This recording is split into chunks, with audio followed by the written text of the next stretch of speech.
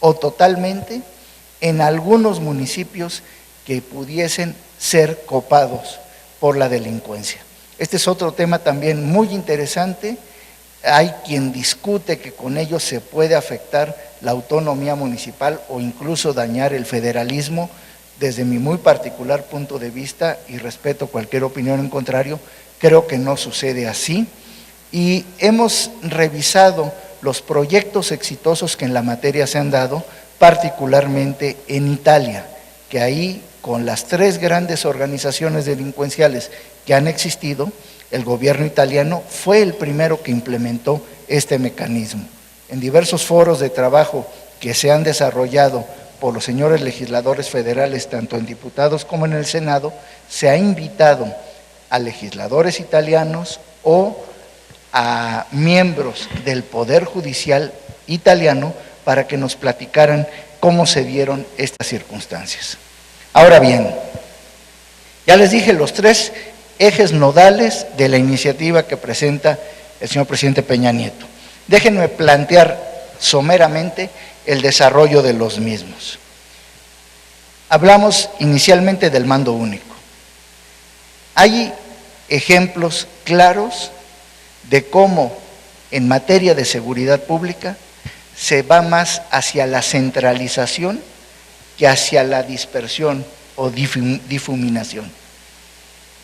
Las corporaciones de seguridad más exitosas que hay en el mundo son policías nacionales.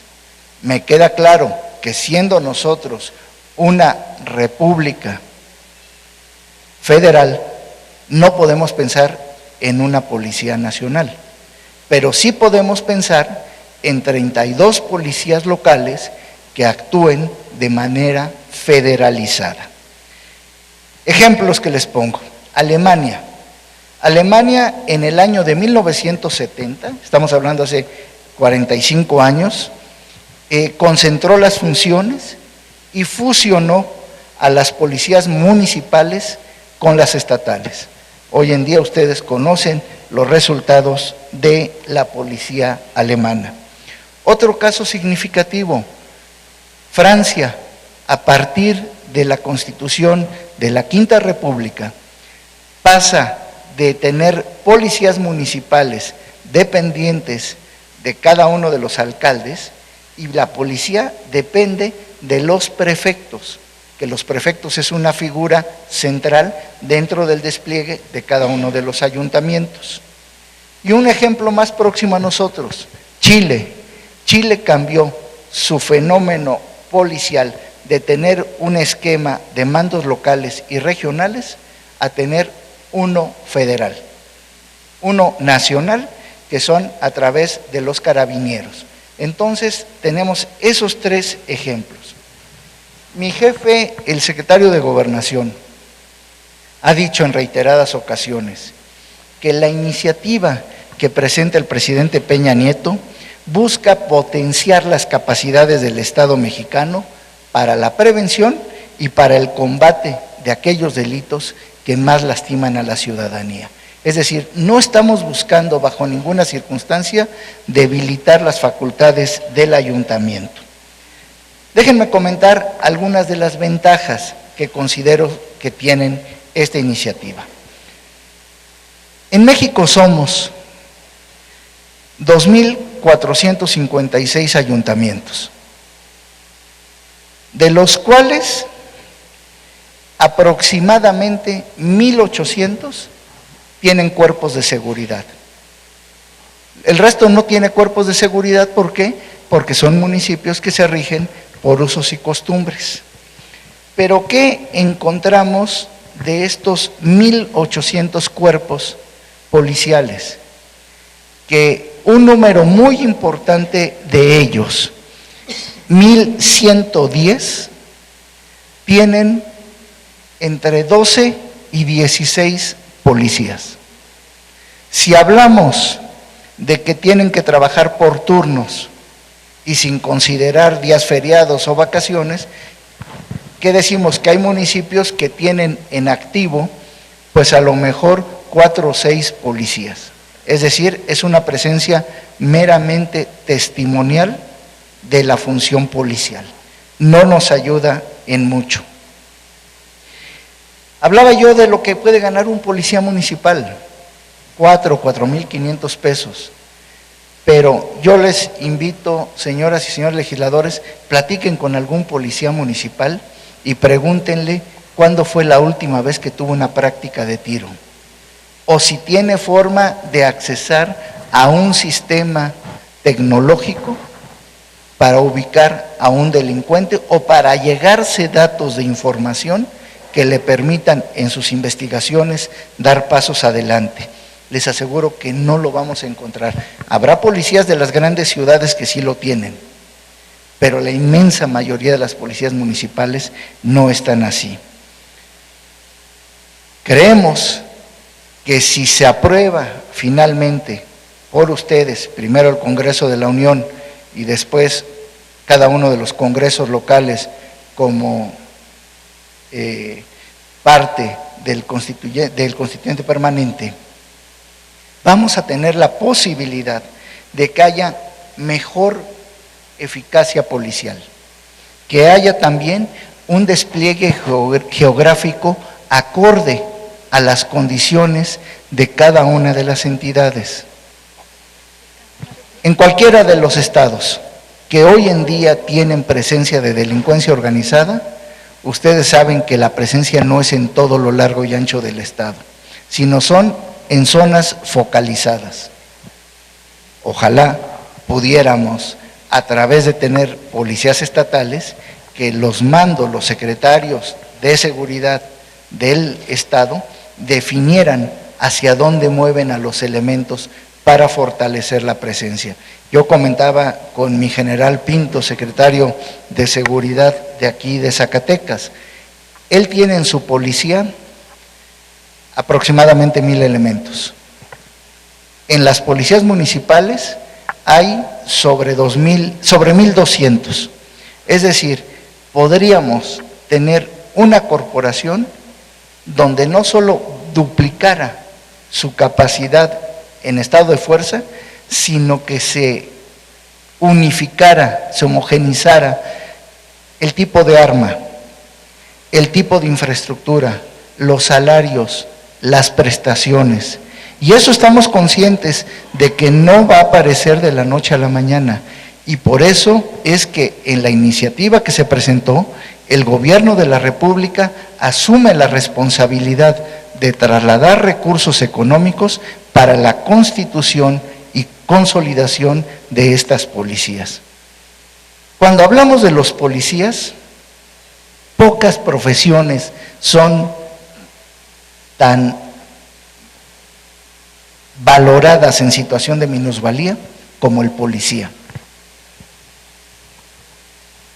En varios países de nuestro continente, Colombia, Chile, Uruguay, Argentina, decir que tenemos un hijo policía o que el padre de familia es policía es motivo de orgullo. Aquí en muchos casos es hasta motivo de vergüenza. Decir, es que trabaja de policía, pero no digas. ¿Por qué esa situación? Porque nosotros también como sociedad hemos desvalorizado el quehacer policial. ¿Cómo podemos revalorar a un policía que gana 4,000 pesos al mes? ¿Cómo podemos revalorar a un policía que se mete a trabajar de policía y si mañana le ofrecen trabajo de albañil, se va a ir de albañil? ¿Por qué? Porque no está poniendo en riesgo su vida y está salvaguardando sus fines de semana y sus horarios. Tenemos que hacer algo. Los policías no los vamos a traer de otro planeta, somos nosotros mismos, es nuestro entorno. Con base en ello es que tenemos que buscar cómo los dignificamos y cómo los fortalecemos. Y yo estoy convencido que pensar en unificar criterios policiales nos ayuda. ¿Se imagina que de pronto un policía que hoy en día gana 4,500 pesos pudiera ser capacitado en tecnología, en equipamiento, y que sus ingresos pasaran de 4,500 a ganar 15,000 pesos? Ese es un policía que se va a comprometer con su quehacer y vamos a lograr que la familia lo apoye.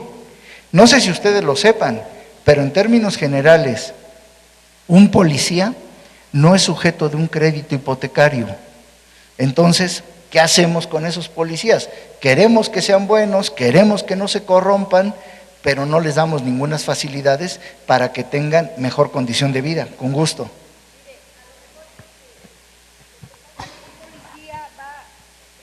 A pedir trabajo porque no tuvo la oportunidad de estudiar. Entonces, un policía no fue a la escuela o es hijo de otro policía o de un albañil. Pero, por ejemplo, si a un policía su profesión fuera encaminado como una carrera universitaria, a lo mejor tendría más cabida en la sociedad y decir, mi hijo es policía como si fuera doctor, pero no hay esa educación para poderlos encaminar a que se vea como una profesión de orgullo, ¿sí? Como maestro, arquitecto, pero ¿qué hacemos? Solamente se les da capacitación, se les dan armas, pero no se les da una educación general. Qué bueno que lo dice porque es total, ahorita, un segundo, perdón, diputada, es total y absolutamente cierto lo que usted señala. Por eso la iniciativa del presidente Peña habla de un sistema de formación de carrera policial. ¿Qué es lo que buscamos? Y aquí, perdón que abra un paréntesis, pero si un muchacho se inscribe en el colegio militar, él está pensando que dentro de 50 años que pase a retiro, que se jubile, lo va a hacer siendo general. Si un muchacho se inscribe en la academia de Antón Lizardo, lo hace con la ilusión de que el día que pase a retiro sea siendo almirante. Eso necesitamos, como usted bien lo dice, que el policía vea en la carrera policial un proyecto de vida. Y ese proyecto de vida se lo podemos dar si le garantizamos prestaciones sociales, prestaciones económicas, procedimientos muy claros de ascenso. Hoy en día no hay esos procedimientos de ascenso. Es más, y perdón que puedo parecer ahí exagerado, pero ¿en cuántos municipios encontramos que se da el relevo, llega el nuevo alcalde y cambia todos los mandos policiales? ¿Y trae a quién? A su amigo, al que considera que es el más entrón de todos o al que le tiene confianza, aunque no tenga conocimientos policiales. Entonces, eso que usted señala es cierto, tenemos que salvaguardar la carrera policial. Es otro de los puntos que trae la iniciativa del presidente Peña Nieto. Doctora, ¿usted quería comentar algo? Gracias, doctor. De manera muy breve, vengo de Hidalgo y a iniciativa del licenciado Miguel Ángel Osorio, que era gobernador, y ahora en continuidad con el gobernador que está el licenciado Francisco Olvera, se acaba de cumplir 4 años, apenas hace 3 semanas, del Instituto de Formación Profesional para Policías.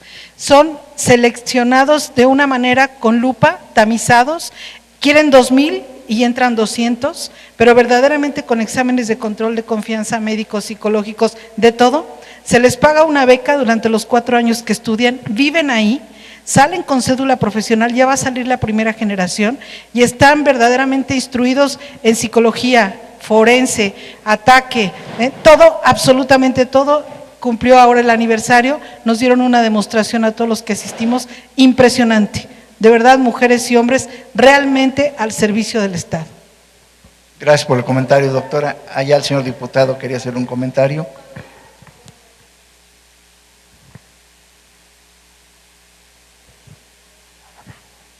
Sí, es una pregunta en cuanto a, soy de Coahuila, ahí nos está pasando una situación en cuanto a las pruebas de control y confianza de los actuales agentes de la policía, de las diferentes policías. Resulta ser que algunos, no sé, algunos motivos no pasan los exámenes de control y confianza. No quiere decir que sean gente mala, pero se está suscitando el asunto de que los dan, creo que de alta en Plataforma México, no sé en dónde, batallan para encontrar fuentes de trabajo, no se va de los que a lo mejor pueden salvar, porque puede ser por varios motivos, creo, que no cumplen los de las pruebas de control y confianza, pero eso genera también un conflicto. No se trata, le digo por lo de la reforma, por si puede ser incluido, tomado en cuenta esas situaciones. Se trata de una buena policía, se trata de una buena idea, pero también hay que ver posibles fallas y ver con estas gentes, con estos ciudadanos, policías, de no orillarlos, porque los estamos orillando a veces porque no les dan empleo en ningún lado, a que empiecen a pasarse al lado contrario. Esa es en base a mi pregunta, y si esta reforma también está considerando modificar la ley de responsabilidad de servidores públicos. Gracias. Gracias, diputado. Apelo a su magnanimidad. Déjeme acabar los puntos y entro a la particularidad de los controles de confianza. Les prometo que no voy a rehuir ninguna pregunta que me hagan. Sí. Nada más sería relacionado con eso. Las pruebas de control y confianza, yo soy de Guanajuato, las aplican para todos, olvidándose de los lugares, de las características propias de cada región, y los reprueban. Y eso obliga, es un examen que ustedes a nivel federal mandan hacia todos por igual, o puede variar para que no tengamos ese gran problema que muchos lo reprueban y se van a la delincuencia. Si quiere, la podemos ver en un ratito que lo tomen. Gracias, diputado. En fin, lo que se está buscando con la reforma del señor presidente Peña Nieto es fortalecer las capacidades de seguridad pública en todo el país y sobre todo aprovechar la coyuntura para irnos a una reforma a fondo de las instituciones policiales y no reorganizaciones como las que hemos tenido en los últimos años. Es decir, un cambio realmente significativo. En el último punto, y me voy a saltar lo de las leyes generales porque ustedes lo conocen mucho mejor que yo, en la intervención cuando se detecte que hay municipios que puedan estar infiltrados por el crimen organizado. Se propone en la iniciativa que la federación asuma las funciones municipales cuando los municipios sean infiltrados. Pero ¿cómo se va a definir? Primero, el fiscal, pensamos que para entonces ya existirá la Fiscalía General de la República. El fiscal general, cuando advierta que hay indicios, le notificará al secretario de Gobernación. Y el secretario de Gobernación solicitará la aprobación del Senado de la República para que asumir esas funciones de seguridad sean de manera total o parcial, pero siempre con característica temporal. Quiero enfatizar en esto de la participación del Senado porque algunas voces han dicho que es una decisión unilateral del Ejecutivo Federal, lo cual definitivamente no es cierto. Cierro sobre este tema y ahorita entro a las preguntas, a tratar de dar respuesta. Primero, creo que estamos en la posibilidad, y ustedes como legisladores locales, en una maravillosa posibilidad de dar una respuesta acorde a las circunstancias que está demandando hoy en día nuestro país y que está demandando el mundo en cuanto a combate a la delincuencia. Estoy convencido de que la figura de una policía estatal es una opción viable, es una opción funcional y que sin lugar a dudas nos daría un viraje de 180 grados a favor en esquema de seguridad pública en México. Y cierro esta participación como inicié. La tarea de seguridad pública es un compromiso que nos concierne a todos. Es una tarea que no podemos politizar, que no podemos partidizar. Tenemos que enfrentarla con altura de miras, siempre pensando en lo mejor para el país. Eso es lo que yo quería comentarles de cómo viene la iniciativa y empiezo a dar respuesta a las preguntas. Antes de cederle a los señores diputados la palabra, déjenme responder las dos preguntas que me formularon respecto a control de confianza, que también ha sido un tema bien polémico, pero que ha sido un tema útil. El control de confianza, sin lugar a dudas, no es la panacea, nada lo es, pero nos ayuda mucho a identificar cuáles son las características del individuo que estamos incorporando a un área de seguridad. Cuando digo que hemos estigmatizado el control de confianza, es porque todos hablamos siempre del examen poligráfico, el famoso detector de mentiras. Pero no, el examen de control de confianza está compuesto por 5 baterías. La primera es un examen médico. El segundo es un examen psicométrico y psicológico. El tercero es un examen toxicológico. El cuarto es el examen poligráfico y el quinto es un examen de entorno social. La suma de estas 5 baterías, crean que dan una aproximación muy real de cómo es el sujeto. Está siempre latente el riesgo de que en el ejercicio de la función se corrompa, pero eso nos va a pasar en cualquier ámbito de la vida pública o privada. ¿Qué es lo que se ha modificado?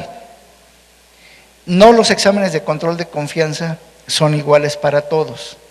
Tengo que reconocer que sí los fueron, pero hace 2 años el Consejo Nacional de Seguridad acordó que fueran exámenes diferenciados atendiendo a las funciones que realiza el elemento. Por ejemplo, no es el mismo tipo de examen que yo le tengo que aplicar, y lo digo con respeto, al policía que está en un crucero dirigiendo el tránsito, que al policía que dirige el grupo antidrogas en una entidad. ¿Por qué? Porque su responsabilidad, su riesgo y la posibilidad de ser corrompido son totalmente diferentes. No es aceptable ningún tipo de corrupción, pero es mucho menos grave el policía que acepta 50 pesos al que se pasó un alto que el que se lleva 1 millón de pesos por dejar pasar una carga de cocaína. Entonces, los exámenes hoy en día son diferenciados. ¿Qué es lo que haría, y lo establece la ley, en caso de que se apruebe la reforma de policía única? Se tendría que diferenciar los distintos estancos de responsabilidad dentro de cada una de las 32 corporaciones policiales para, con base en ello, irles estableciendo el mecanismo de control de confianza que resulte pertinente. Espero haber sido claro, señor diputado. ¿No? Si no, acepto réplica y contrarréplica. A ver, los señores diputados, por favor, si me ayudan con un micrófono. Sí, me sigue quedando, es en cuanto a los policías que ya están en función, los cuerpos que ya están operando, que los certifican, de repente los mandan llamar, les dicen, ¿sabe qué? Usted ya no vas a continuar en la policía porque no pasaste los exámenes de control y confianza en cualquiera de las 5 baterías como usted lo mencionó. ¿Qué hay para esos agentes después de que no pasan los exámenes de confianza? Ya no hay seguimiento, a eso voy más enfocado. No hay forma, no tenemos como Estado mexicano con qué darle seguimiento a cada uno de ellos. ¿Qué es lo que se ha buscado? Primero, hay que ver si el policía, cuál fue el motivo por el cual no pasó los exámenes de control de confianza. Si no es algo grave, se le puede canalizar a otras áreas de la administración pública. Si es que se vinculó a la delincuencia o que consume drogas, tiene que ser dado de baja de manera inmediata. Alguien me puede decir, sí, pero en el momento en que lo das de baja, se lo va a llevar la delincuencia. Eso no es cierto. La delincuencia le sirve a esa persona con uniforme, con radio, con arma, pero en el momento en que ya no tiene la posibilidad de transmitirle alguna información útil de dónde se van a hacer los operativos o por dónde va a haber patrullajes, deja de serles útil. Y entonces ellos siguen contratando al sector más vulnerable, que son jovencitos, a los que primero utilizan como estaca, después utilizan como halcón y después como sicarios. Entonces, yo sí tengo serias reservas de que todo policía que sea despedido lo va a reclutar la delincuencia. La experiencia nos dice que no es así. Buenos días a todos. Alejandro Delgado Escoy de Querétaro, diputado local, presidente de la Comisión de Asuntos Municipales y secretario de la Comisión de Seguridad Pública. Hace algunos meses, en Querétaro, acabamos de aprobar una nueva ley del sistema de seguridad pública ante el elevado índice de delitos que están dando por el fuero común. Mi grupo parlamentario del PAN ve con buenos ojos la iniciativa del presidente. Creemos que es un tanque de oxígeno para aquellos municipios pobres en muchos aspectos, o principalmente en cuestión de facultades y de presupuesto. En Querétaro hay municipios que pagan hasta 3,500 pesos al mes a un policía, ¿sí? Pero tenemos también municipios muy fuertes, como que ya lo comentó Querétaro, que le faltó incluir, por supuesto, el municipio ejemplo en la cuestión del tema de seguridad, que es Corregidora, ¿verdad? Y que va por el mismo camino el Marqués y San Juan del Río. Nos creemos que hay municipios en toda la República que deben de mantener la autonomía en el mando de la policía.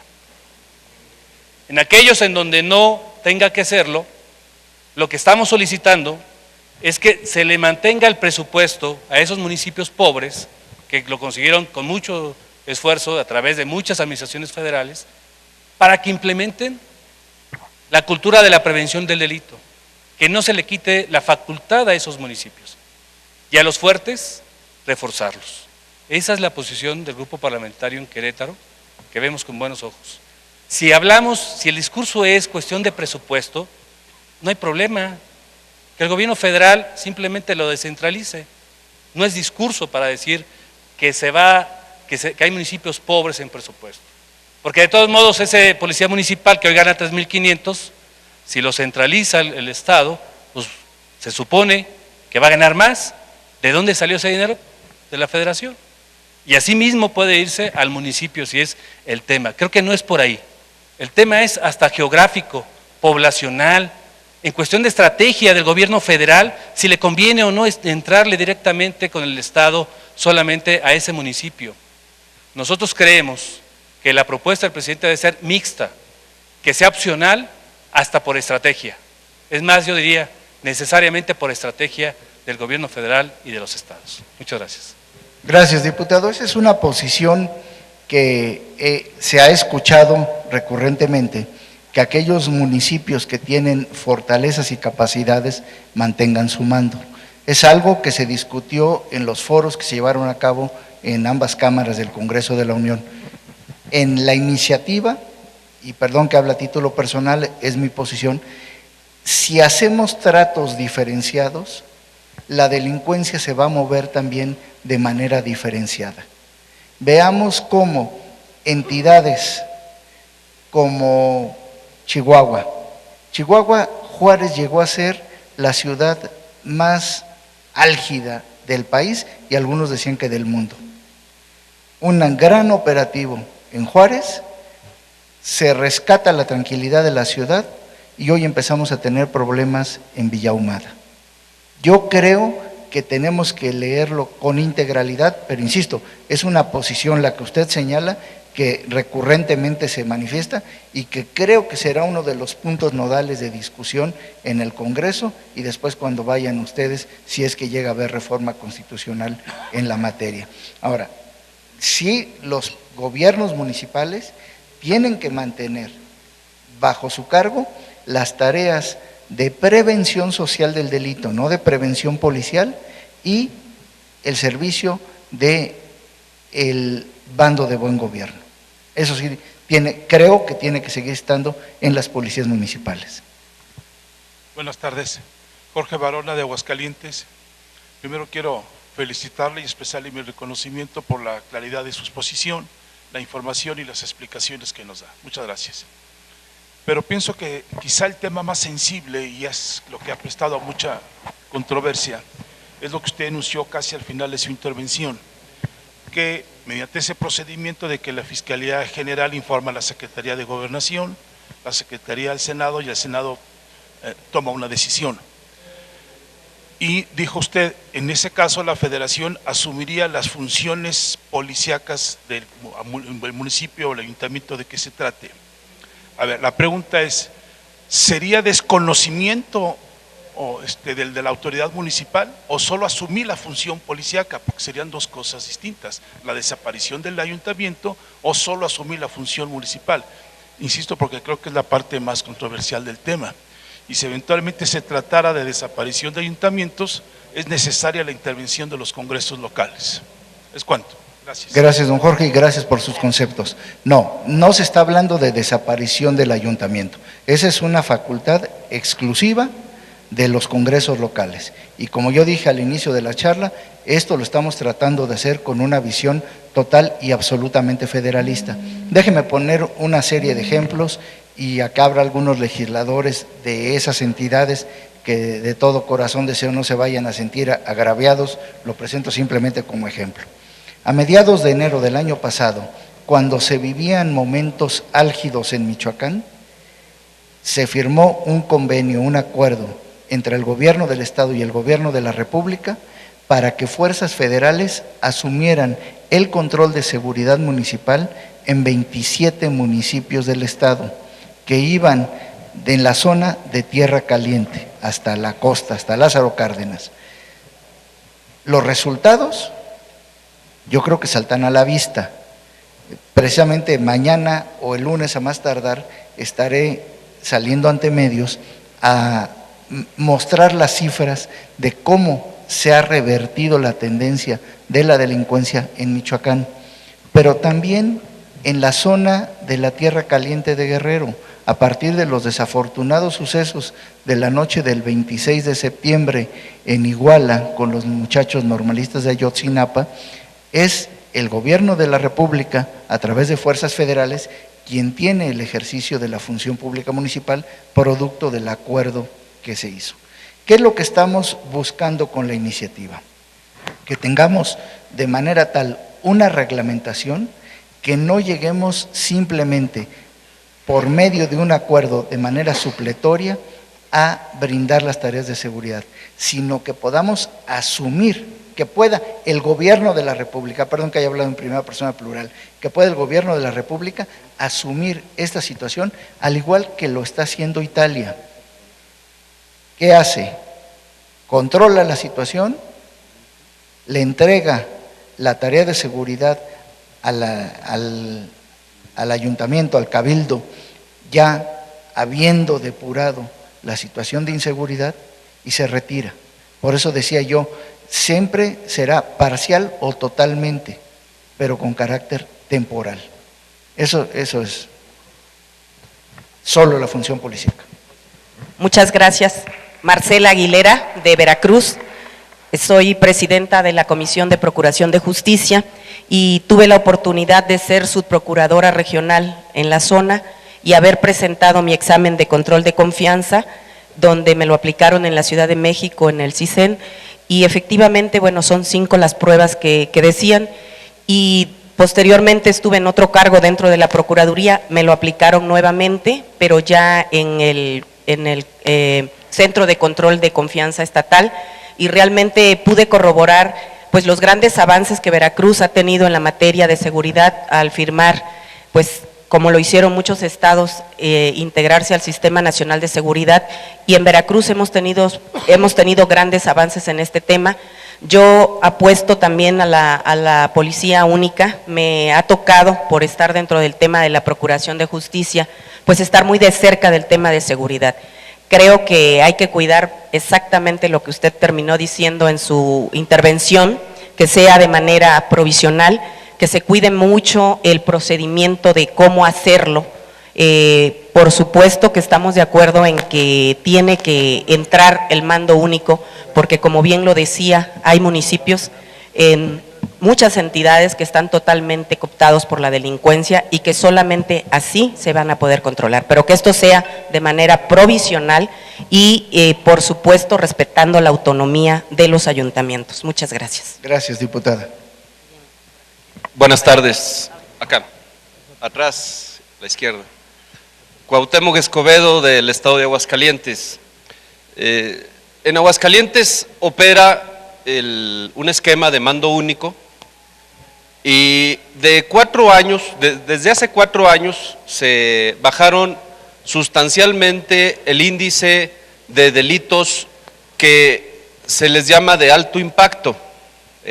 2007 a 2010 Aguascalientes vivió una etapa de alta violencia, más para un estado en el que no estábamos acostumbrados para ello, y a partir de esta administración estatal se tomaron algunas acciones que ayudaron a reducir o casi erradicar este tipo de asuntos de violencia, de los delitos de alto impacto que le llaman así en Aguascalientes. Pero en contraparte se incrementaron en todos los municipios, es una cuestión generalizada, aquellos delitos del fuero común, específicamente los robos en todas sus modalidades, a casa habitación, a transeúntes, a vehículos. Y entonces hay una duda en Aguascalientes, por lo menos desde nuestra parte, de si con la instalación del mando único policial que busca esta iniciativa, se seguirá esta dinámica de erradicar o disminuir los delitos de alto impacto, pero se incrementen los delitos del fuero común. No sé si la iniciativa, y es la pregunta concreta, está contemplando alguna figura de policía de barrio, alguna figura de prevención del delito, que es cierto, en el caso de Aguascalientes, ya no tenemos, llámese así, temor a ser secuestrados, pero sí vivimos en el temor de que sea robada nuestro patrimonio. Entonces, no sé si la iniciativa contemple alguna parte en este sentido. Muchas gracias. Gracias, don Cuauhtémoc. No se habla de la figura de policía de barrio, simplemente estamos enfocando a un mando único policial. El policía de barrio es una figura que creo que en algunos lugares todavía podemos concebirla, pero en muchos ya no. Sobre todo, ¿por qué? Porque en la medida en que un policía tenga exposición permanente ante la delincuencia en una determinada ciudad, él termina por inhibirse en su quehacer. ¿Por qué? Porque todo mundo sabe dónde vive la familia, a qué escuela asisten los hijos, etcétera. Entonces, si ese policía, y olvidémonos de delincuencia organizada, a un grupo que se ha dedicado al robo a casa habitación, él opera, automáticamente pone en riesgo la integridad de su familia. Entonces la figura de policía de barrio es más como para los temas de buen gobierno, pero no para combatir delincuencia, así sea delincuencia del fuero común. Así por eso no está concebido. Sí está el tema de la prevención social. Y a ver, y no sé si abuso de su tiempo y me regalan 10 minutos para que les muestre unas gráficas que traigo, ¿sí? ¿Me ayudas, Paco, por favor? Miren, ¿por qué? Porque estábamos avanzando en la situación de percepción pública.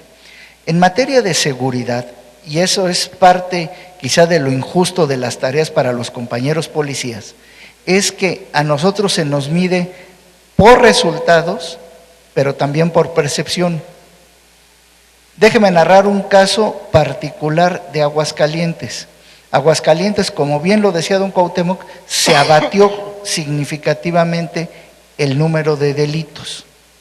Sin embargo, en las encuestas que aplicamos recurrentemente, encontrábamos que la percepción de inseguridad era alta. ¿Por qué? Porque había robos. ¿Y saben qué era lo que se robaba? Las baterías de los autos. Las baterías de los autos, porque tenían ahí una planta que estaba procesando, creo que era cobre, ¿verdad? Y entonces me robaban la batería era una cuestión aparentemente menor, pero yo estaba dañado en mi patrimonio. Y entonces, en la medida en que se tuvo esa información, se cerraron esas plantas que además actuaban de manera clandestina y se detuvo el problema. Entonces, yo lo que quiero decir, tenemos que trabajar con base en resultados, pero también con base en la percepción. Tenemos que transmitirle seguridad a la ciudadanía. Les voy a mostrar las cifras de cómo se ha movido el índice delincuencial en nuestro país. Si estas cifras yo se las hubiera compartido a ustedes el 25 de septiembre, creo que nadie hubiera dudado de ellas. Los sucesos de Ayotzinapa nos modifican la percepción del fenómeno, pero yo invito respetuosamente a ustedes como legisladores locales que vean estas cifras, que además se publican cada mes en la página del Secretariado Ejecutivo, para que vean cómo sí hay un parteaguas en cuanto a la modificación del índice delincuencial en nuestro país. Por favor, Paco. Miren, aquí tienen ustedes, en el primer cuadrante, cómo se movieron los delitos del año 2012 al 2013. Bajaron todos, pero secuestro subió 20% y extorsión 13%. Sin embargo, del año 13 al año 14, todos se fueron a la baja.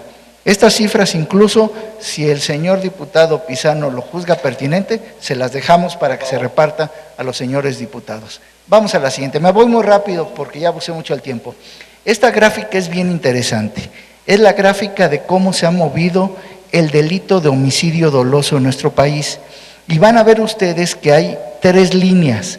La azul, que data del año de 90, y son las cifras del INEGI. INEGI no solo registra homicidios dolosos, sino también registra muertes violentas, es decir, un accidente automovilístico, un deslave, etcétera, están registradas en la línea azul del INEGI.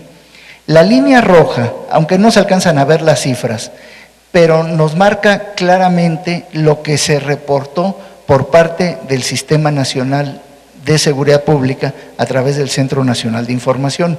¿Cómo se nutre el Centro Nacional de Información? A través de lo que cada una de las entidades federativas informa del número de averiguaciones previas que se levantan por cada uno de los delitos. Y la línea verde, que empieza en el año de 2007, es el número de homicidios vinculados a delincuencia organizada. Evidentemente, y ustedes lo saben mejor que nadie como legisladores, eso no es un tipo penal, pero sí es un tipo analítico que a nosotros nos ayuda mucho para saber dónde estamos teniendo presencia de la delincuencia organizada. Me preguntan, ¿y cómo sabemos si es un homicidio que está vinculado a delincuencia organizada o no? Bueno, establecimos un catálogo de condiciones para que si se cumplen algunas de ellas, lo metamos en este tipo. Por ejemplo, los homicidios o ejecuciones, como se llama en el argot. Si a la persona que aparece muerta hay signos de tortura, fue mutilado, aparecen narcomensajes, está maniatado con cinta canela, etcétera. Tenemos 16 condiciones y de esas 16 se cumplen 3, nosotros para nuestro control analítico lo ponemos en ese estanco. Segunda posibilidad, si se da un enfrentamiento entre grupos, cuando menos de 3 personas en cada bando, y usan armas de alto calibre, lo metemos también en ese estanco de vinculado a delincuencia organizada. Y finalmente, si son riñas al interior de los penales y se están identificados los grupos antagónicos como parte de grupos delincuenciales. Entonces, ahí lo tenemos. ¿Qué quiero decir? Que estamos midiendo cosas distintas. La azul mide por INEGI, no por el gobierno de la República, mide muertes violentas. La roja mide homicidios dolosos y la verde mide homicidios vinculados a delincuencia organizada. Medimos 3 cosas distintas, pero las tendencias son las mismas. La cambiamos, Paco. Aquí, y desafortunadamente no es suficientemente nítida, pero esto que les vamos a dejar, en el último renglón estamos señalando cuál es la población de México.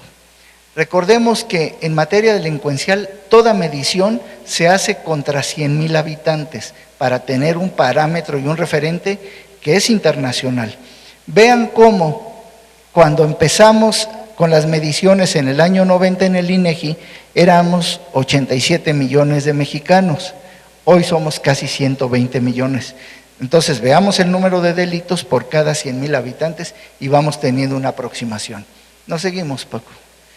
Esto es interesante, es el número de homicidios que tiene cada país por cada 100,000 habitantes. Vean el caso de la primera barra, es Honduras. Honduras tiene 90 homicidios dolosos por cada 100,000 habitantes. México, en el año 14, tuvimos 13. Vamos a ver INEGI qué cifras da ahora a mediados de año cuando hable de muertes violentas. El año pasado ya nos refirió que teníamos 19. Creemos que ahora vamos a tener 17 o por ese rango.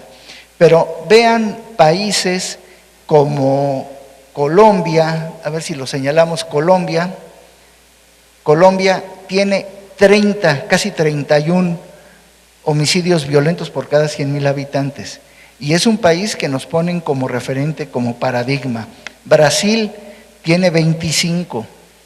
Nosotros estamos sí lejos de 10 muertos por cada 100,000 habitantes, que es el parámetro internacional aceptable.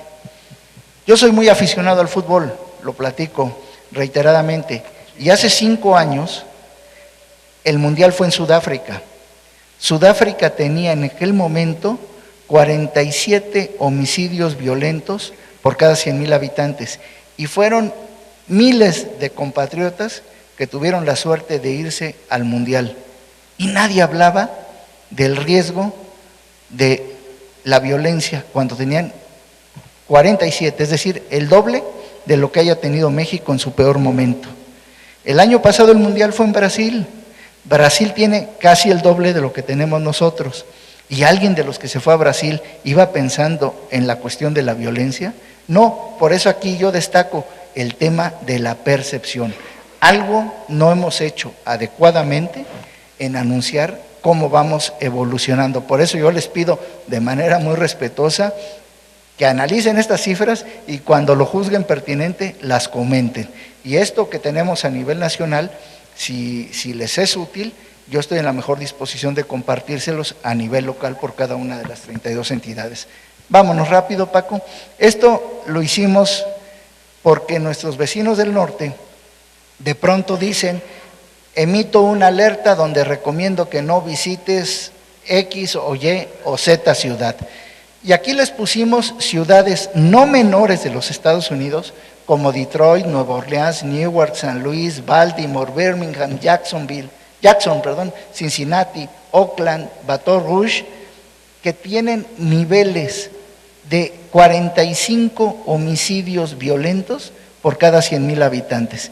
Y lo pusimos contra ciudades que nos han estado alertando en los últimos tiempos. Mérida no, porque simplemente es un referente, ¿no?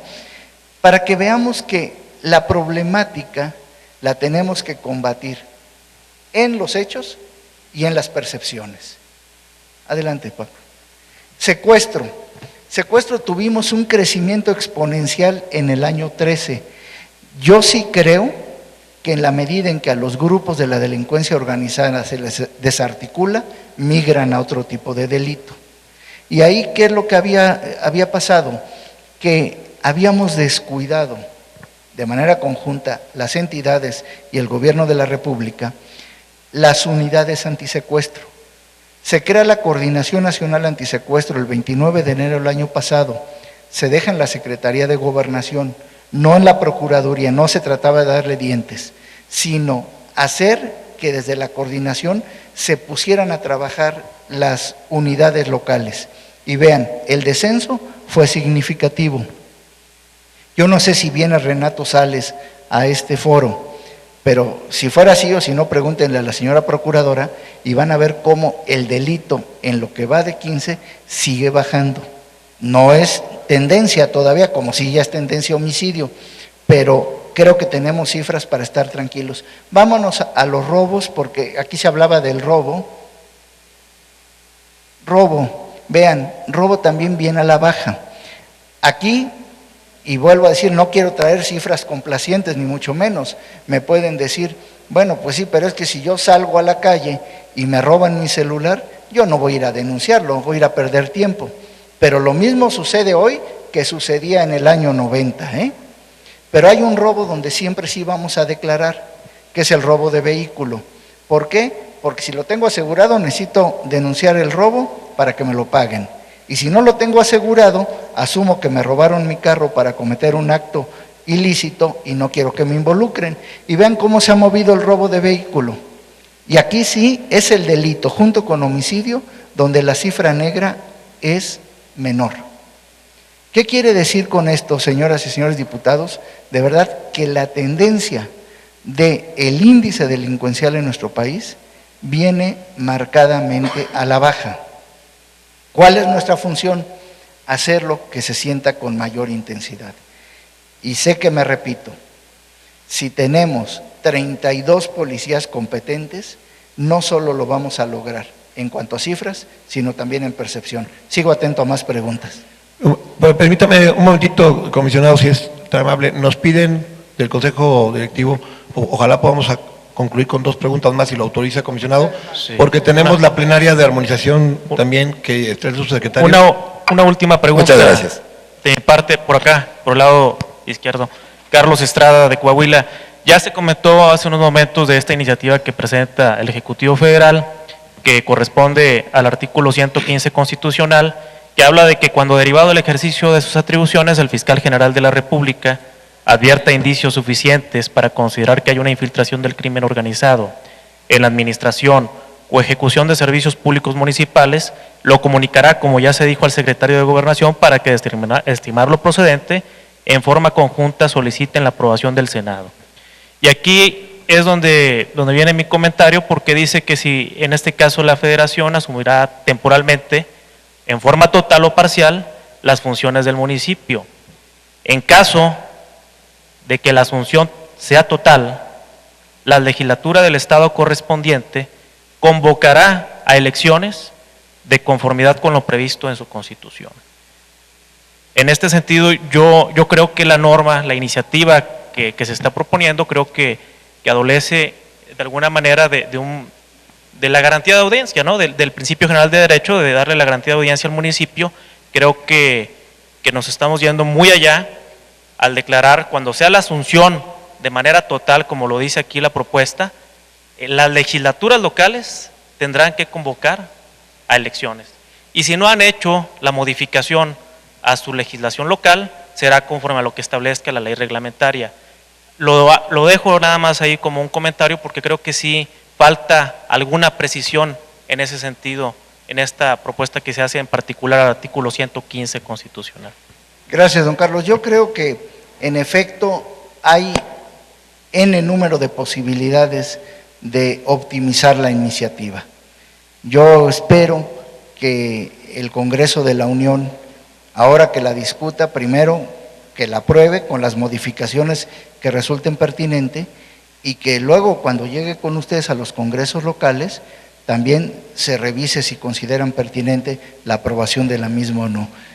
Vale la pena en estas circunstancias, y es una respetuosísima sugerencia, que ustedes lo platiquen con sus legisladores federales para que haya una sintonía plena entre lo que proponga cada uno de los congresos locales con la posición que defenderá su bancada en el Congreso de la Unión. Gracias, don Carlos. Diputado Josué Jiménez Piedragil, del Grupo Parlamentario de Morelos. Antes de tomar esta honorable cargo de diputado, fui elemento de seguridad pública del Estado, ganando 6,000 pesos mensuales. y notábamos, tenemos ya mando único nosotros en Morelos, con una percepción a veces negativa de que esto pudiera estar bien. Sin embargo, yo que participé, trabajé, estuve como coordinador de mando único en la zona norte de mi estado, me di cuenta que es una gran cosa.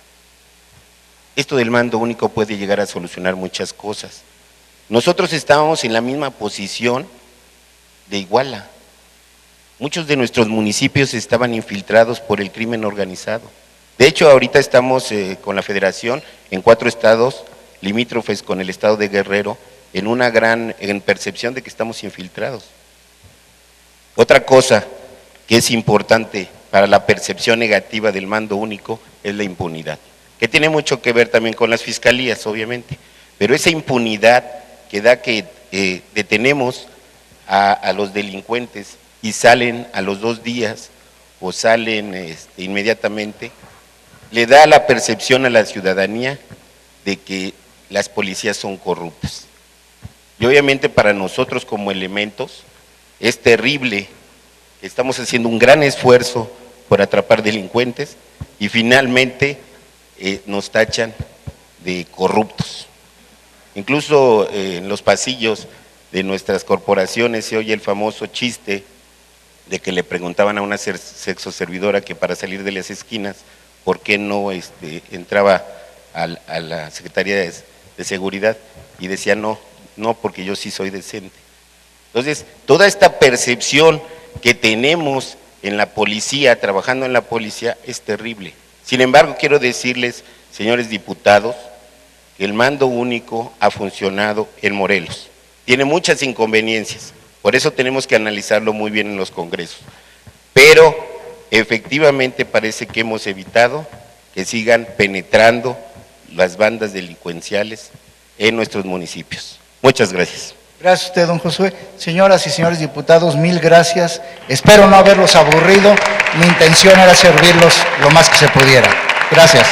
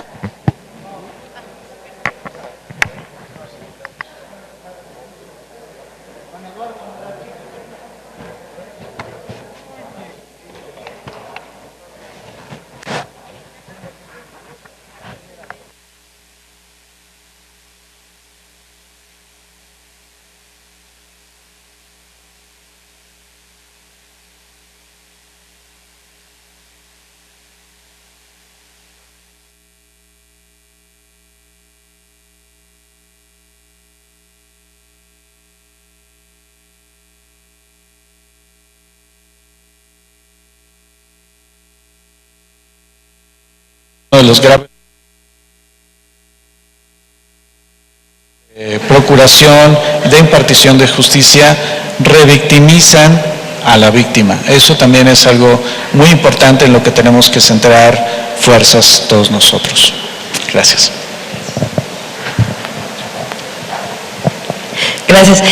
Bueno, nada más aquí les comentamos, ya van a incluir los 2 últimos comentarios, conclusiones que nos han pedido que nos hagan.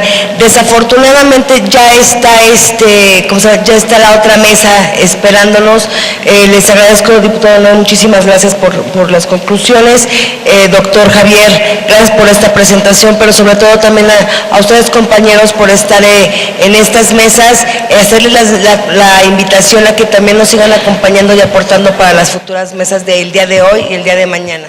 Muchísimas gracias. Gracias, doctor. Muy buenas tardes.